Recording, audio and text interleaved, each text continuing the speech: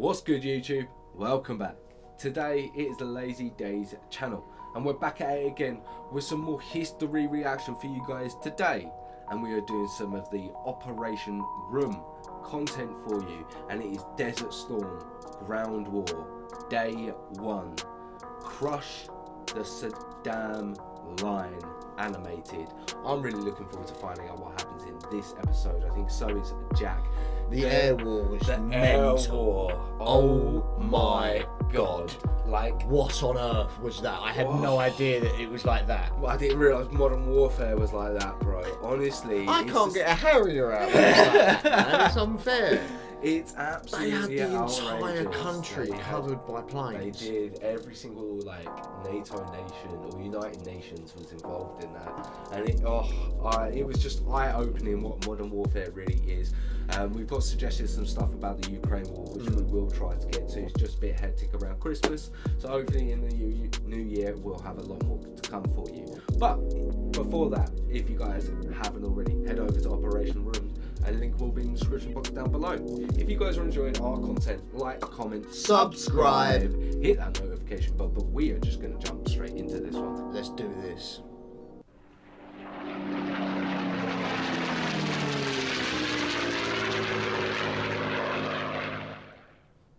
Late on the 23rd of February 1991, 10 Special Forces reconnaissance teams of the US 3rd and 5th Special Forces Groups crossed the border into Iraq by helicopter.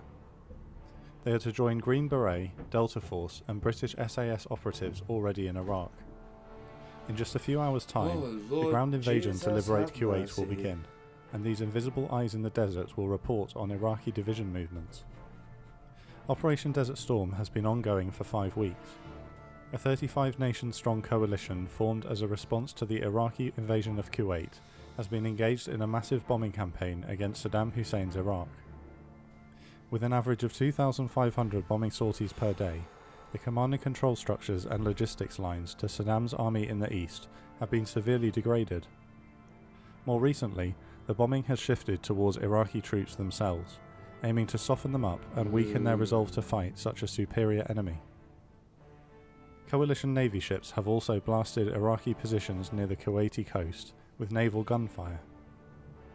President George H.W. Bush issues a final ultimatum to Saddam Hussein: leave Kuwait by 8 p.m. on the 23rd of February or face a ground invasion. Like the ultimatum preceding the air campaign, this is no bluff, and G-Day, the beginning of the ground invasion, is scheduled to begin at 4 a.m. on the 24th. General Norman Schwarzkopf, Commander-in-Chief of Coalition Forces, arrives at Central Command in Riyadh. Coalition forces are split into 5 corps along the front line. On the west flank, 18 Airborne Corps, made up of 4 divisions. The French Daguet, a light armoured division of tanks, recon and armoured infantry, including 2 regiments of the prestigious and recently battle-experienced French Foreign Legion. The infamous US 82nd and 101st Airborne Divisions. The 82nd will support the French Daguet as motorised infantry. Okay. The 16,000 paratroopers of the 101st will ride into battle with 350 helicopters. The 24th Infantry Division and 3rd Armoured Cavalry Regiment, bringing a combined 333 Bradley infantry fighting vehicles and 333 infantry fighting vehicles. Oh, God. The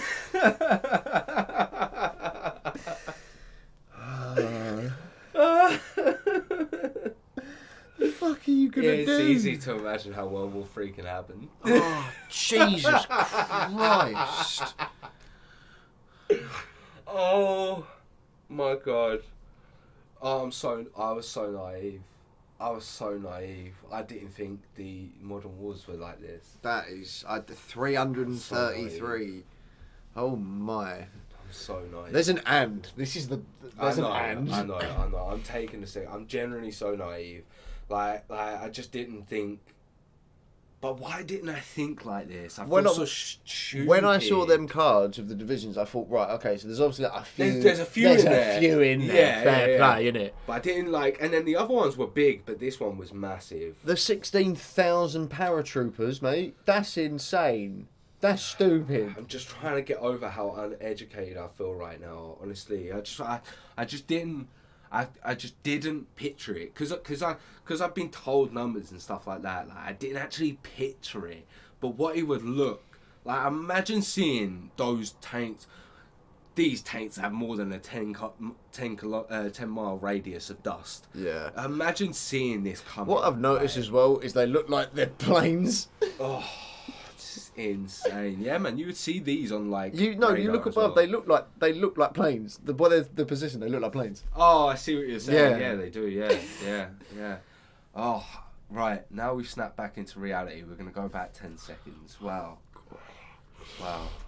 The 24th Infantry Division and 3rd Armoured Cavalry Regiment, bringing a combined 333 Bradley infantry fighting vehicles and 333 Abrams main battle tanks. Okay, so I think The some two formations bring an armoured capability to 18 Right. corps. Yeah. So they have 333 infantry. fighting vehicles, which I think. Yeah. Right. See, and then they've got 333 Abraham Yeah, tanks. Yeah. Oh Yeah. shit, man. That's still so much motorized. The two formations bring an armoured capability to 18 Oh corps. my god. 7 corps, my. in the centre, are the heavy armoured fist of the coalition. The US 1st and 3rd Armoured Divisions and the British 1st Armoured Division are the centrepiece of the battering ram, using Abrams and Challenger tanks.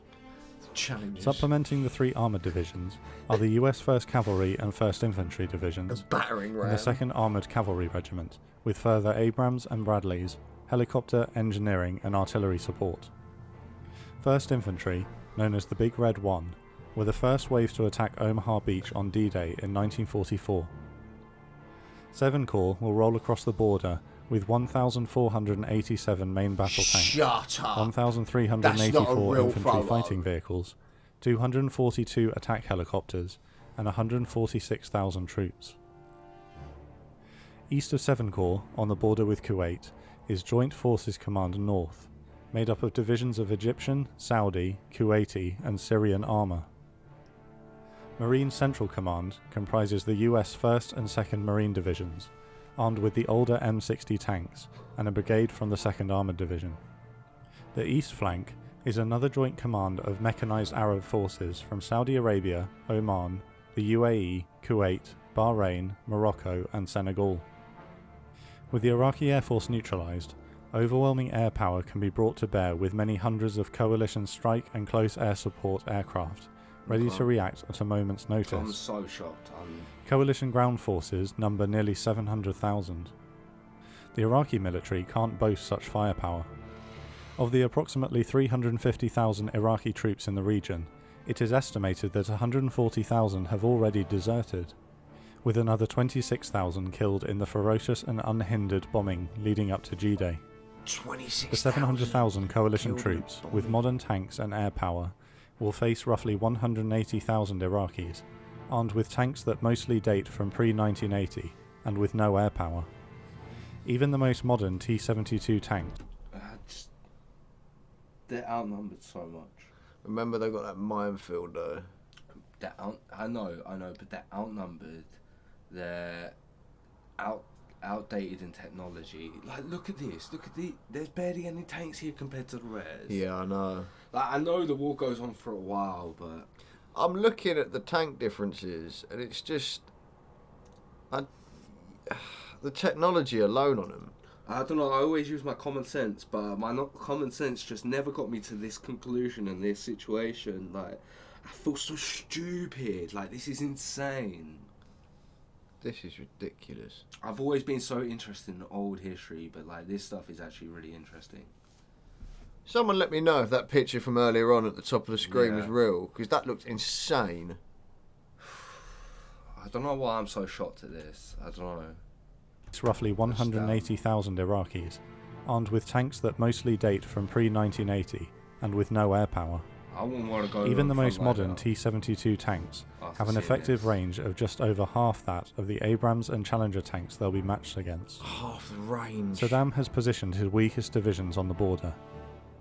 His elite Republican Guard divisions are positioned further north, with the Tawakalna division the nearest on the Iraq-Kuwait border. If they're to liberate Kuwait, coalition armour will have to face the Republican Guard in the desert. The coalition war plan is as follows. At 4 AM on the 24th of February, G-Day, the left and right flanks will advance into enemy territory. On the right flank, Marine Central Command and Joint Forces Command East will carefully carve entry paths through the dense minefields on the Kuwaiti border and engage the enemy beyond. On the left, the Mobile 18 Corps will blitz north. The 101st Airborne will perform a massive helicopter assault to capture an area 155 miles behind enemy lines, named Objective Cobra, hold it, and build a forward operating base, potentially under fire.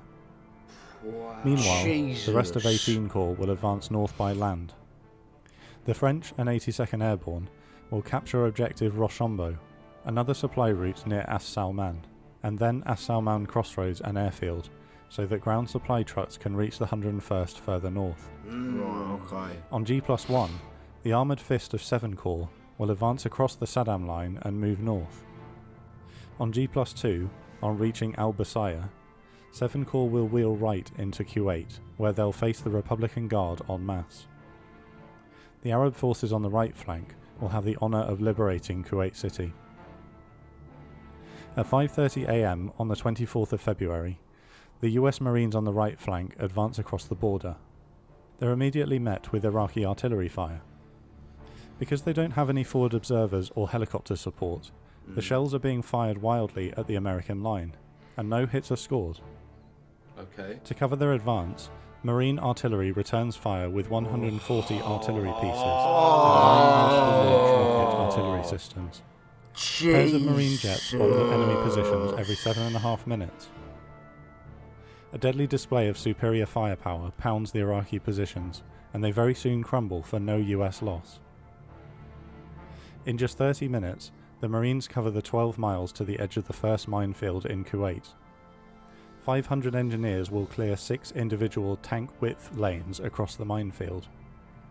3 M60 tanks fitted with specialist mine-clearing equipment known as combat engineer vehicles Okay. and a Mark 154 mine clearance launcher move to the head of each prospective lane. Nice. The Mark 154 launches 3 cables laced with explosive 35 yards into the minefield. That's so cool. The explosive is- cables are then detonated, thereby detonating any mines beneath to carve a line through the field. After each detonation, the 3 combat engineer vehicles use ploughs and rakes to clear and smooth the route. Within 45 minutes, the first lane will open. Expecting an Iraqi counterattack within hours, none materialises, and Marines and tanks start to stream through the lanes as they open. Oh my Meanwhile, God. on the left flank, So smart. 18 Corps have no minefield to contend with and advance into Iraq. The French Daguet are the first to cross with a brigade from 82nd Airborne. They encounter only sporadic enemy artillery fire from scattered elements of the Iraqi 45th Infantry Division, who are dispersed thinly over a wide area to defend the western flank. Coalition artillery returns fire. The American paratroopers transmit a message to their French colleagues. Side by side, French and American soldiers will write a page in history. They roll north slowly and carefully to minimise casualties. To their these east, bombardments are the first wave of disgusting. 106 helicopters of the 101st Airborne, known as the Screaming Eagles, sweep over the border just 10 feet from the ground. 10 They follow feet! a trail of radio beacons dropped by a pair of Apaches and Blackhawks during the night. The 2 Apaches wait for them at the objective area and engage Iraqi anti-air forces nearby. Lieutenant Colonel Richard Cody is commanding the pair, the same pilot who commanded the flight of Apaches that attacked the radar sites on day 1 of the air war. He was also one of the first to cross the border during the ground invasion. Before cautiously moving forward, the area in front of the French advance is blasted by artillery and airstrikes. Kiowas and French Gazelles attack enemy vehicles ahead of the front line and also guide in A-10 strikes. This Vietnam-like tactic is repeated with each advance, and so progress is not the blitz-like speed that Schwarzkopf was hoping for. A nasty sandstorm and rain slows progress further. Almost immediately after engagement, encountered Iraqi forces begin to surrender. These are Saddam's weakest divisions. They're malnourished and not interested in fighting. Processing 2,000 surrendered troops slows progress even further. Yeah. The French and American force continues to crawl forward. The first of the Screaming Eagles disembark from their helicopters a mile south of Objective Cobra at 8 AM. They roll 105mm howitzers out the back of the Chinooks and immediately start lobbing artillery shells at the defenders. F-16s and A-10s arrive overhead to help the Apaches hammer enemy bunkers, tanks and vehicles. Under relentless aerial bombardment, 300 Iraqis surrender just 1 hour after the first boots landed. Wave after wave of helicopters stream into Objective Cobra over the next few hours, bringing more troops, artillery, Humvees armed with wire-guided anti-tank weapons, enormous underslung rubber sacks containing a total of 1 million gallons of fuel, food, water and ammunition. 1 million gallons. The Humvees set up a defensive perimeter while the base is constructed. To the south, God. the French and 82nd arrive at the area of land known as Objective Rochambeau, at midday having met almost no opposition but sporadic artillery and mortar fire en route. French helicopters move in from the west and destroy 12 bunkers, 1 tank, 5 armoured personnel carriers and 8 trucks. Another pounding by artillery precedes the armoured assault on the objective, provoking another mass surrender by the defending Iraqi troops without engagement. The time is 2:30 PM, and the French and Americans have moved into Iraq and taken their first objective, overwhelming all opposition immediately, accepting 3,500 surrenders and losing only 2 soldiers. Schwarzkopf is unhappy that this walkover wasn't performed fast enough, and demands that the advance on As Salman is sped up. Wow. He just doesn't. It's a similar situation on the right flank. M60 tanks and marines are now through the first and second layer of minefields. Artillery continues to batter enemy positions, including aircraft-directed counterfire against enemy artillery pieces. A captured Iraqi colonel describes the dispositions of his remaining forces. The minefield itself claims 9 tanks, but no marines killed. On the left flank, a convoy of marine vehicles is attacked from behind by M60 tanks in a friendly fire incident. Oh. With 55 rounds fired, 2 trucks and an assault vehicle are destroyed, killing 1 marine. A strange case of luck that the tank gunnery was so poor in this case. To the east of the marines, the Arab forces of Joint Forces Command East are also through both minefields, and have also met little opposition and mass surrenders. The Iraqi forces in this area are of similarly poor quality to those facing 18 Corps, made up mostly of enforced conscripts who don't want to be there, especially given that they've been thrown into such a hopeless situation against such a superior enemy. The ease and speed of the Marines' advance presents a problem for Schwarzkopf. Even before midday on G-Day, he estimates that his right flank is 8 hours ahead of schedule. The Egyptians of Joint Forces Command North on the Marines' left and the armour of 7 Corps further west are not scheduled to cross the border until the next day, G+1. However, the speed and depth of the Marines' advance has left their left flank vulnerable to attack, or worse envelopment, by Iraqi armoured divisions just west of them. Schwarzkopf makes the bold decision to move the central assault forward to today at 3 PM, just 2 hours away and 15 hours ahead of schedule. British 1st Armoured Division rushes to join the rest of 7 Corps on the front line from their staging area 60 miles behind the line.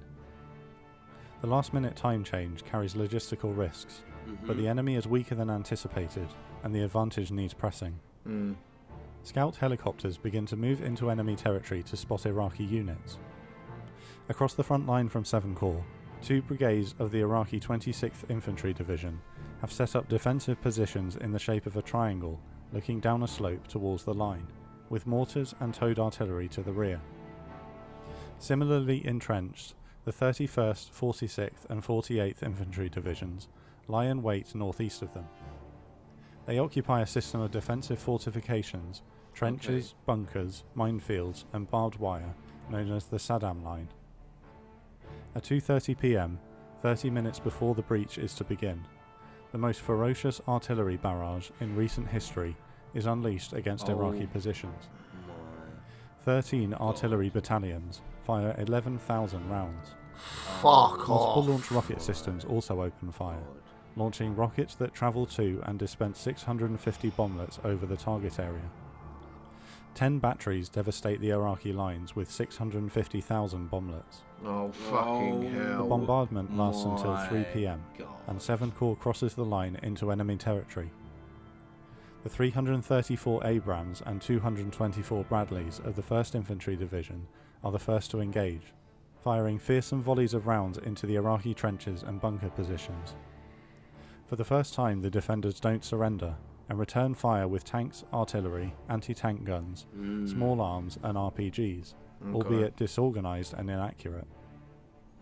2nd Armoured Cavalry lead the left flank's advance and meet similar resistance deeper in Iraq. Under fire, combat engineers hastily clear lanes across the thin minefield, and vehicles of the 1st Infantry move across.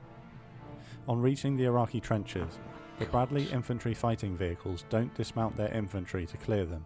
Okay. Instead, armoured bulldozers turn left and right and move up the edge of the trenches, using ploughs to push the piled up sand and dirt back into the trenches, filling them in. This tactic is controversial because 150 Iraqis who don't surrender are buried alive. By sunset, the 1st Infantry have broken through the Saddam line in multiple places. I mean, it's war and it worked. It's war and it worked. Fucking Christ. They didn't surrender, so they were going to shoot. 6 bulldozers just turf it up and bury them alive. Burying them alive. Jesus. And they weren't even stopping for the tanks, they just ploughed through them. They're just going. It is controversial, but decisions are made in war that are Yeah, controversial. but I'm looking at the tanks and they're just going through. There was no brakes, it was just plough through them, boys. Keep going. Fucking hell. What do you do in that You situation? do nothing. You Like, can't do this anything. does not make me want to go to war ever. I thought about it once or twice, but this is... nah. I'm alright. An actual war, no way. This No. is... Capturing just- 550 Look at troops for only this. 2 casualties. What are we? Two Safe lanes marked casualties. through the line, the armoured divisions begin to move up to the front, ready to begin their mighty punch into Iraq and Kuwait.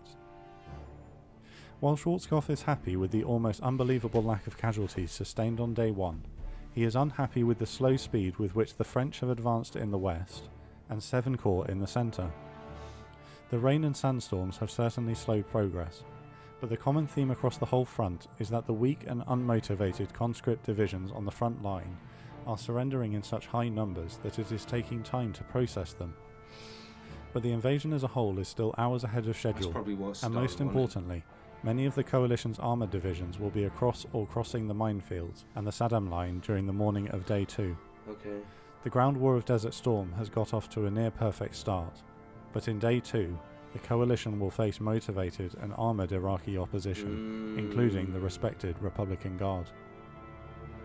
And I guess we'll find out that part of the story next episode. Wow. Wow. Wow. That's a lot. Wow. I don't know what to say. I really don't. I think what's best to say is we'll see you in the next episode. Yeah. Like, comment, subscribe. See you in a bit. Yeah.